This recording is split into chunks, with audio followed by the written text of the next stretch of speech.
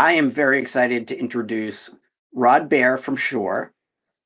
Rod, good morning. How are you? Hey, good morning. Thank you. Good afternoon to I you. know. Good morning for me. Good afternoon for you. Time has no meaning. It Um, doesn't. so Rod, thank you very much for being here today. I'm really looking forward to having a conversation with you because, as we see right there on your screen, Shure, very much Yes. known for microphones. But what more can you tell us about Shure in the context of digital transformation for those of us who are only familiar with Shure as really cool So yeah, microphone? I mean, sure, we are this year we're 101 years old. Started out manufacturing. You asked me ahead of this, how did Shure start? And I didn't know the answer, so I went and found out. And we used to do radio part kits. So back in the day, in 1925, people would their radio, their wireless would break, and they didn't have the parts. They'd have to buy a new one. And of course, back then you didn't just throw it away and buy a new one. That whole ethic was very different back then.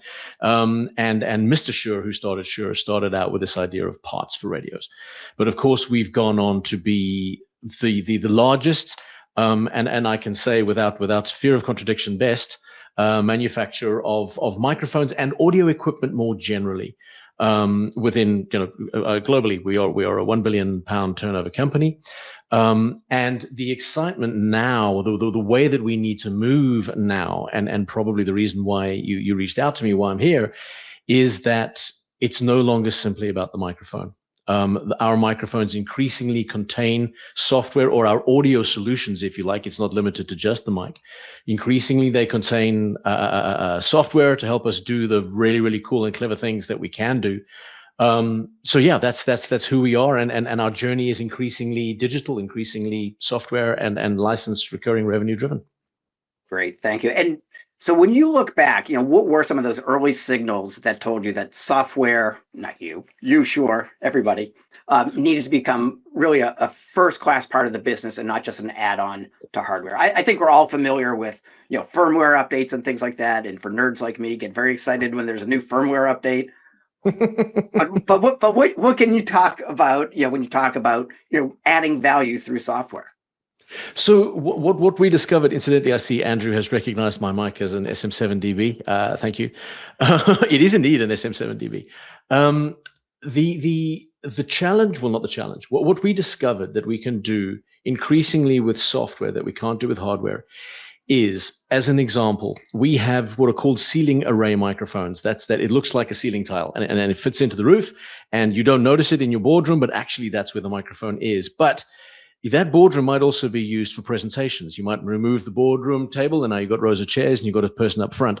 The way that sound is picked up, we introduced what are called lobes, literally teardrop shaped areas of space that you can point at a particular place in space. So I can highlight the speaker, I can highlight the person at the podium, without necessarily picking up the crinkling of the paper and the punching of the pens in the audience. That was controlled by software. And so that's where it started, this ability to introduce firmware. Firmware was also introduced into what's called digital signal processing. What that means at its most essential is, let's tune the audio for what the microphone is supposed to do. This microphone is about picking up the human voice. Therefore, I don't want to hear cars. I don't want to hear, crinkling paper packets. I don't want to hear me typing. I want to be able to focus on the human voice. Initially, that was done through digital signal processing, and that would be built into the microphone. And we realized that with the introduction of this software, we needed a different financial structure in order to support that software, because the mic might be finished. We've finished building this microphone, but the software that drives it, that we are continually improving, and we are continually sending updates. Certainly not so much the microphone you see before you, but the ceiling array mics and those mics that we have in corporate spaces.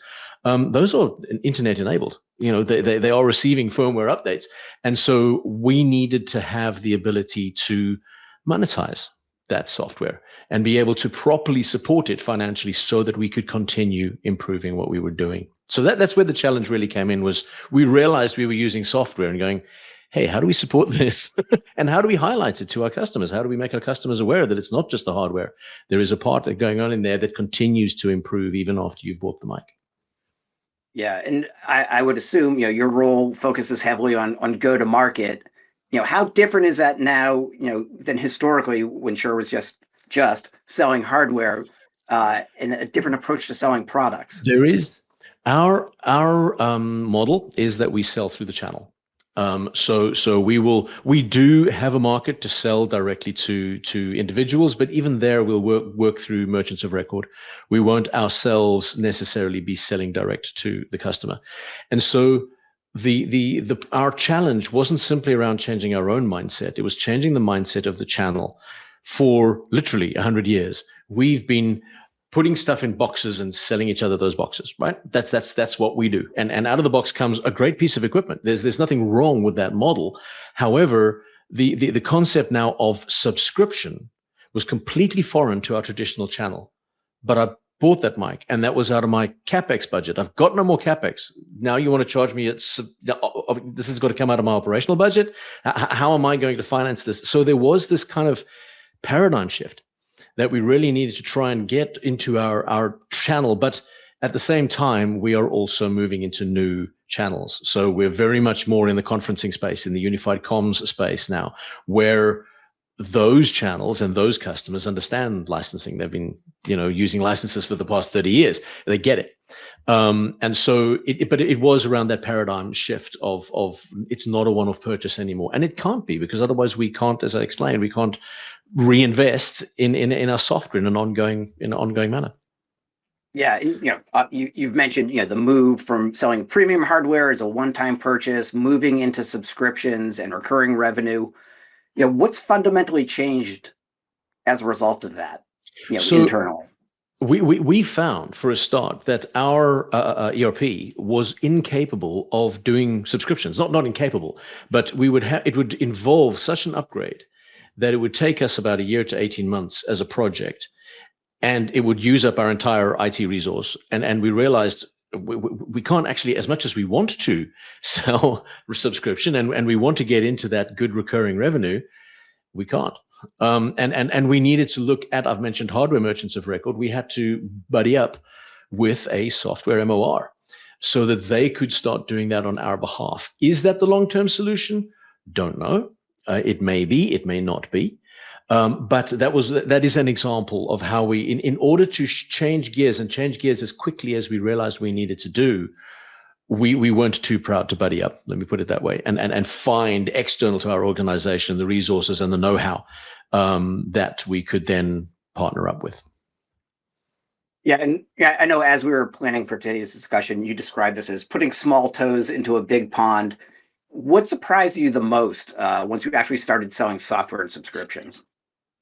Different channels, like I said before, different channels have very, very different levels of maturity. When it comes to this, okay, now we're going to be selling software, and we realized it came around the time that we realized that we have incredible brand recognition, but within a kind of a certain demographic, if you like. If you like your music, if you like your podcasting and your streaming, then you will see this microphone, and like Andrew did, you'll instantly recognize the MV7. But there is a whole section of humanity out there who'd never heard of Shure, and by the same token, this was a whole new market for us. We're now selling into a UC space. We're selling into the conferencing space. We're no longer just supporting rock and roll, if you like, and the other sort of niche audio areas that we've been supporting. We're now going into the big bad world of IT, and that was interesting for us, realizing that our channel was not necessarily as mature as other channels, and there were other channels out there going, well, okay, what's your licensing model? And we were sort of, we haven't got one yet. and so we were having to respond. And on the one hand, we're trying to push the channel to say, hey, we need to do these subscription licenses. And on the other hand, we're kind of being sucked in and going, well, hang on, we're not ready yet. And it's trying to even that out. That's what we found with the much, much bigger pond, was that we were actually entering a whole realm, a whole new markets of people who understood this better than even we did. We knew we needed to go there. They were already there. And so it's about playing catch up on the one hand and bringing our friends and partners with us on the other. So as you've been moving, from selling hardware to building ongoing customer value, from a leadership and organizational perspective, what mind shift mindset shift was the hardest, do you think? Um, hmm. There was the answer is that software is never done. Hardware is done. And that was a big shift, especially for certain levels of our leadership. And I mean no criticism here, but the question would come, well, are you finished yet?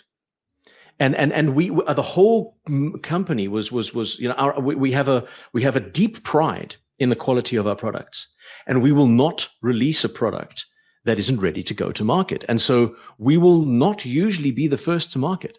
We are with some technologies, but when we're releasing the next microphone, the next generation, we won't be first. We will be the best. And that mindset, that leadership, that value, that core value in us as Shure was challenged by software because we've got to get it out there. It's not finished. It doesn't matter. It'll never be finished. Is it good enough? What does MVP mean? And this really did challenge us to our core because we were so proud of the quality of the products that we make, and we now had to. It's not about compromise. Definitely isn't about compromise, but there isn't an answer to the is it ready. And so internal processes that we had for bringing products to market had to change fundamentally because they don't have a beginning, a middle, and an end. They're cyclical. And so that whole the way that we design our processes, therefore the way that we lead has to change and has to accommodate this idea of constantly improving and constantly developing. So yeah, it was that, there really was a time when it was like, not in my name. You're not releasing that. It's not perfect. We're like, well, but it can't be. It never will be. It's software. Sorry, we're gonna have to get on with it. So yeah. Well, and I would suspect once you can point to that value that's perceived and appreciated and paid for by customers, because now you're able to extend the life of the hardware. You're able to change what that hardware does through software-defined functionality. You're able to have different levels of functionality based on what entitlements you have to that. That's got to be a big help. It's a huge mindset. There were moments of challenge there because it's like, well, hang on. If software can improve this microphone, then it's not perfect. Why are we releasing it? And it's like, well, hang on. No, you don't get it. Wait, no, stop. It's not that it isn't perfect. It's that technology moves on. And with software, you don't have to buy a new mic. We can build in that natural ability to grow, do it using software. But yeah, no, you are completely right. And yet, if you want examples of how we had to change mindset, that was it. But how can you improve it if it's already the best? Yeah. Come on. So yeah. So let's talk operations and execution a little bit. You mentioned you needed to bring on a merchant of record, but moving to subscriptions doesn't just change what you sell, it changes how you operate. What internal processes did you have to evolve first to support that shift? I tell you what, we're still doing it. Because what we brought to market were perpetual licenses initially, because we knew we didn't have the ability to do subscriptions. And we are now undergoing that change of moving towards subscription. And it actually, certainly within the sales organization, it has meant a consolidation of we have our sales structures, and we have now built a sales team of which I am part, which is this software overlay team, we are called, because so that we can support our existing structures. Then we can bring these processes in and help our sales teams understand the differences. And it meant bringing in my new boss, who has come from a large and very famous IT organization, bringing with him that knowledge of how to go about driving change in the sales organization because of subscriptions, because we simply didn't have that skill in-house. And I think it's important for companies to be able to have the humility to realize, okay, yes, we are clever, but we also need to bring in new blood.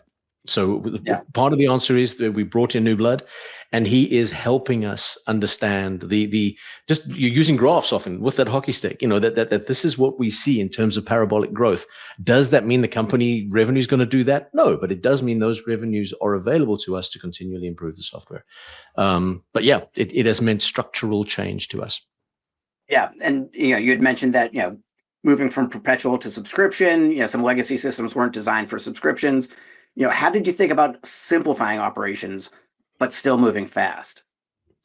Outsourcing. It's had to be that way, as I explained. So both our licensing partner and our merchant of record, we have those externally while we consolidate internally. That's how we've had to approach it. Is externalizing it as much as possible while at the same time learning, growing, and then bringing back in-house those pieces that we believe we can do as we do it. And I suspect I know the answer to this question. You guys never considered building this entitlement management and licensing on your own, did you? We did.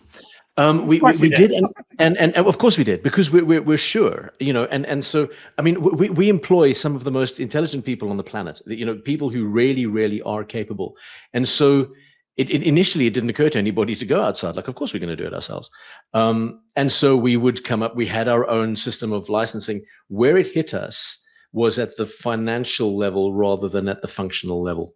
In this idea of recurring revenue and of subscriptions, when we realized we can't do this. We don't have the financial structures in place. We don't have the sales operational structures in place. We do have the functionality, the actual what the microphone does. And it was at that point that we were like, oh, okay, we actually need to outsource this because we know what structures we need and we don't have them. Yep. So as software and licenses become more central, where do you start to see the real efficiency gains across the business? It's one of the things that we're now able to do. We need to release different versions of the same microphone for various different reasons. Often it is because in different countries around the world, different wireless bandwidths are available. And so if we have a wireless microphone, we need to release different versions of that microphone, physically different versions, because this one works in the United States but doesn't work in Europe or whatever. And so we find ourselves having to manufacture slightly different microphones. And now we've got a logistical problem because, well, they're stuck in our warehouse in Norway when we actually need it in Tokyo, because we need that particular version of that particular microphone. Whereas what we now have is the ability to address many of those differences from software point of view rather than a hardware point of view. And that's a massive efficiency for us. We're building one mic instead of 10. And we're going, well, this is the European version because I have told the software that it's the European version. So that is one of the examples where this is a massive efficiency for us, sticking hardware into our mics. So you just mentioned that you operate globally. How important was operational consistency as you started to scale subscriptions, and what did streamlining enable there? So Shure has grown in a very organic way. We don't grow by acquisition. We've grown organically, with the result that we're international, but not always global, if you know what I mean. Like, sometimes our presence in some countries isn't quite as strong as it is in others. And yet, when it comes to a world of software, a world of the internet, there are no real physical, political boundaries, geographical boundaries between countries. Everything needs to be the same. And so this is where software has actually had an opportunity to lead within the organization, where we have had to insist that what we offer in the United States is the same as what we offer in Bulgaria. It's got to be the same globally. It's got to be the same. And so we need the same support structures under that. We need the same customer service. We need the same sales operations procedures. We need the same. So we've actually been driving that down. Up until now, you've had, like I said, you've had a different microphone because we're in South Africa. You've got a different, and you've therefore got a different supply chain, and you've got, everything is kind of local, and we do it our own way. We don't have the opportunity to do that. And there are efficiencies by becoming truly global. So software is actually driving us towards becoming a more truly global organization, because we cannot tolerate local, we do want to operate locally. Of course we do. We want to be in touch with our customers and what they need at a local level. But in terms of those global processes, it's just inefficient for us to keep doing things in a local manner. So, informed by the conversation we just had with Shiny about alignment, I suspect that this transformation journey you've been undergoing has changed how sales, IT, finance, and product teams all collaborate day to day. What does that look like? Wow, it looks like I don't have any reports, and I've got a massive dotted lines everywhere. That's what it translates to in my world. Is understanding how Shure has worked historically, and then going, right, what are the teams that I need to pull together in order to align us around this common vision. And there are challenges. There are challenges for our product department. There are challenges for our IT, especially, because we're asking them, right, we need to integrate. All these systems have to be integrated. In terms of the sales process, when my customer orders a license, they don't expect me to put it in a box and it takes 2 weeks to get to them. They expect the Netflix experience. I've pressed enter and now I want to watch the movie. My license needs to be here now. And that is a very real world consideration for sure, because I could be an hour away from an A-lister walking on stage for their Friday night, Saturday night gig, and I need more licenses. I've got a wireless receiver. This is part of what we do with our software. I've got a wireless receiver. It's got 8 channels. That microphone's gone down. They've brought another instrument on stage. Damn, I need more channels. Well, the whole sort of go-to-market, the what makes our product unique is the fact that you can call up and you can say, hey, I need another 16 channels. Fantastic. There you go. There's the licenses. Those licenses enable those channels. Knock yourself out. You got more microphones. And so I've got to turn that around quickly. I don't have time to put things in a box and wait for them to be posted there. It has to happen now. And so our ERP system needs to talk to our CRM system, needs to talk to our license manager, needs to talk to our merchant of record. And that all has to happen in minutes in order for us to have, as the Netflix experience is an expression we use. That's the sort of the bar, if you like. And so, that means exactly what you were discussing with Shiny. We need to align. I love that idea towards the end of what she was presenting, that alignment is what drives success, not necessarily having the greatest product. And that could not be more true of Shure. We've got the greatest product. I'm deeply proud to work for Shure, but it could all fail if we don't all get one behind each other and make sure that we're pointing in the right direction and working together on providing a solution. Absolutely. And so I've already confessed to being a firmware nerd, but I really do think one of the most compelling parts of your story is how software actually changes what a microphone can do. Can you give me an example of that? Because I think that's where the value is, right? Well, exactly. So I've spoken about, let's go on a journey. So I've spoken about the ability that we want to isolate, let's say, the human voice, or isolate specific sounds in a specific environment and exclude others.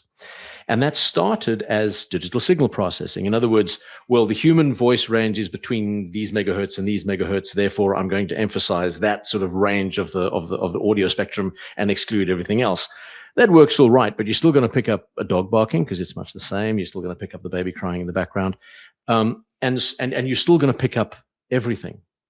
So this is the journey software takes us on. I spoke to you about lobes, physical lobes in space, 3-dimensional space, the ability to point a microphone using software at somebody and pick up only that area of physical space.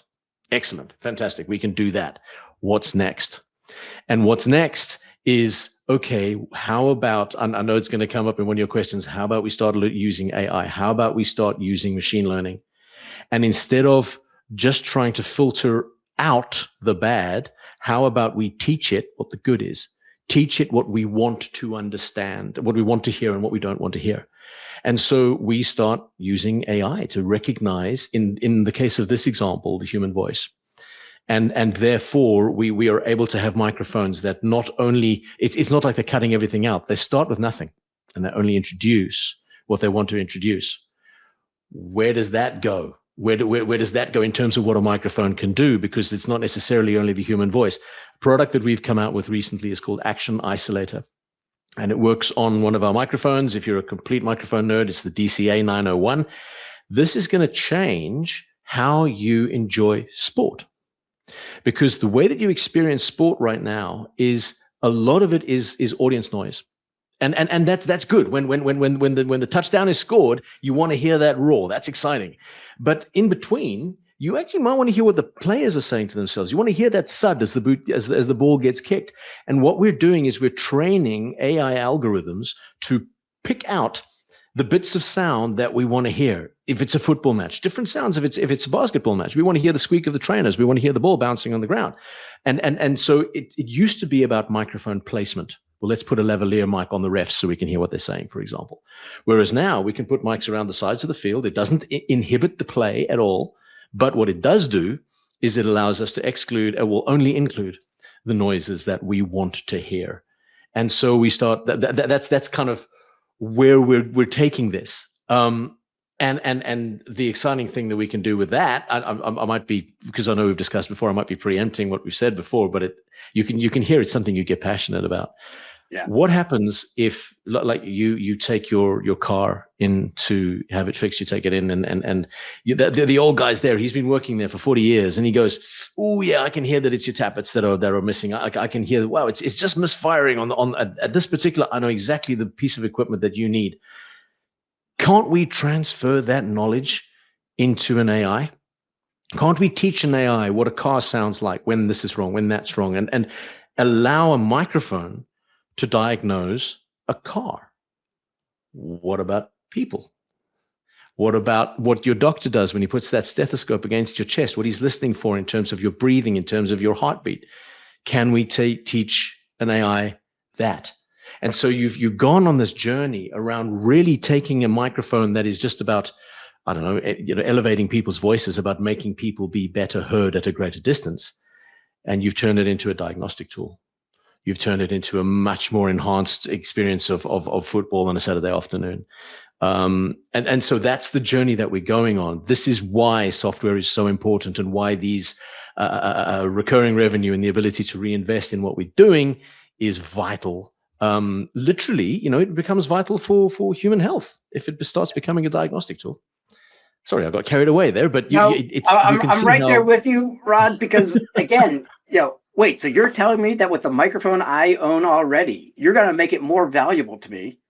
Correct. By giving me more functionality out of it, which leads to my next question. So as you're increasingly unlocking those capabilities through software, how does that change the customer buying behavior? What it does is the informed customer who needs to continue to look at the microphone that is physically best created. There are things about physically, creating the diaphragm in a microphone that make it better for the human voice. You'll never get away from that. You can't change the physics of sound. However, customers will be looking to the future a lot more. What is going to be the capability of this microphone in 5 years' time? Not because you've changed the microphone in any way, but because you've plugged it into something new. You've plugged it into something different. And so they're willing to invest more in terms of purchasing right now. We've actually reintroduced longevity. In the 1950s and 60s, we started introducing, manufactured obsolescence. Now it's almost the other way around. And it's like, hey, I am prepared to put that more money into a microphone, and I'm prepared to put, commit to the regular subscription. Why? Because right now that diagnostic tool might be in its infancy, but 5 years from now, I'm really going to have the ability to, run what we call here in the UK a garage. If we go and fix your car, I can run that with half the staff. Now, it's those efficiencies, and it guides our customers' behavior to making longer term decisions rather than, well, I need this right now. Well, and you were talking earlier about the ceiling panels and the lobes. Yep. There's cost, obviously, in having to replace those over time. If you can extend the life of that and make sure that that's increasingly more valuable because of what it can do, that's precisely huge. Precisely. And we do have products that are purely software. So it's not software that works in a microphone, but software, for example, that we use the recognition of the human voice in a theater scenario where you have lighting cues and audio cues, bring the mic up, bring the lights down, focus on Fred because he's talking right now. AI can recognize not only the human voice, but what is said, and pick up theatrical cues. When I say, and now I'm going to speak to John, the lights move to John, and they do so automatically because AI has recognized what he said. So we've got literal software in the traditional sense that we also sell and also enhances what our microphones are capable of doing. So there again is that long-term investment, that long-term thinking about what my microphone will become 5 years from now. I'm going to kit out my theater for a run that's going to last 5 years. What mics do I really, really want in there?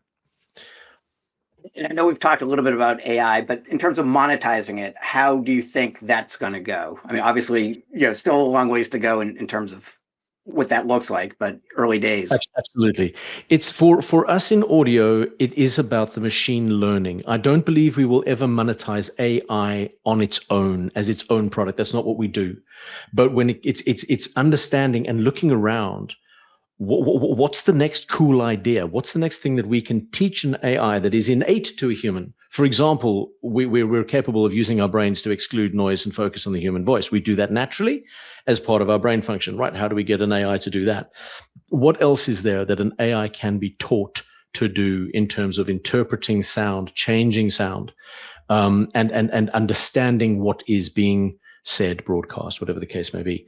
So it's around using that and then taking that to industry.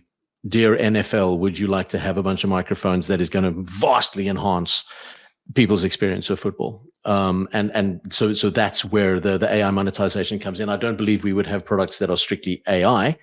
It's the machine learning side that we're super interested in. Fantastic. So one last question. When we talk about digital transformation, a lot of people think hardware, and obviously we have a lot of hardware manufacturers in the audience as well. But what advice do you have for folks who are just starting a digital transformation journey? Don't be scared to buddy up. No matter how big you are as an organization, if you don't have the skills, be honest enough to notice that, because this is a quick moving world. In the world of software, you have to be able to turn on a dime. And if you aren't able to do that, there are people out there who've done this before. This is not new now. We're fairly late to this game. If you're also fairly late to this game, find partners that can help you. If you wait to grow your own skills organically internally, you may well miss the bus. Fantastic. Rod, thank you so much for being here. Obviously, a lot of passion for what you do. I really am so happy that you could join us today. Rod, thanks. And no worries at all. It's been my absolute pleasure.